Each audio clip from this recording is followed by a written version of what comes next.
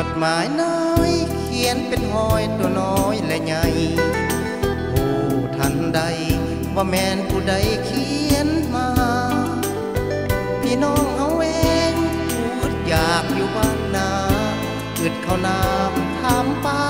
จะเขียนมาขอเงินใหม่ได้หลับแล้วทั้งดีใจทั้งเป็นทุกข์ที่บอกว่าอุก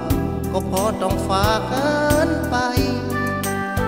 ซื้อข้าวสารกินหมดแล้วขอมาใหม่ถ้าเฮาบ่ส่งให้ไป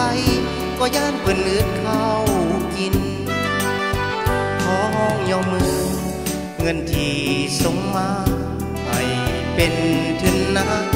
อย่าไปซื้อข้าวสารกินให้ซื้อข้าวปลูกแล้วมาหว่านลงดินผู้จักทำมาหากินบ่แม่นหมดแล้วขอมาใหม่ถ้าขอเพิ่มนี้แทนใจมาให้ข่าวพี่น้องเฮาฟังแล้วอย่าได้น้อยใจที่ห้องเพลงมาก็เพราะเป็นห่วงเป็นใยโปรดจงได้เข้าใจเงินคำหายากเหมือนกัน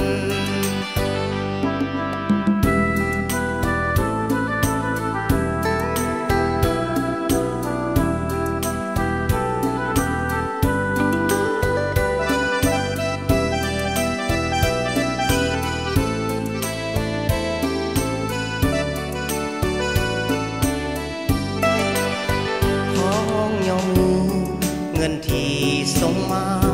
ให้เป็นทุนนะอย่าไปซื้อข้าวสารกินให้ซื้อข้าวปลูกแล้วมาหว่านลงดินผู้จักทำมาหากินบ่แม่นหมดแล้วขอมาใหม่ถ้าขอร้องอย่างนี้แทนใจมาให้ข่าวพี่น้องเฮาฟังแล้วอย่าได้น้อยใจห้องเพลงมาก็เพราะเป็นห่วงเป็นใยโปรดจงได้เข้าใจเงินคำหายากเหมือนกัน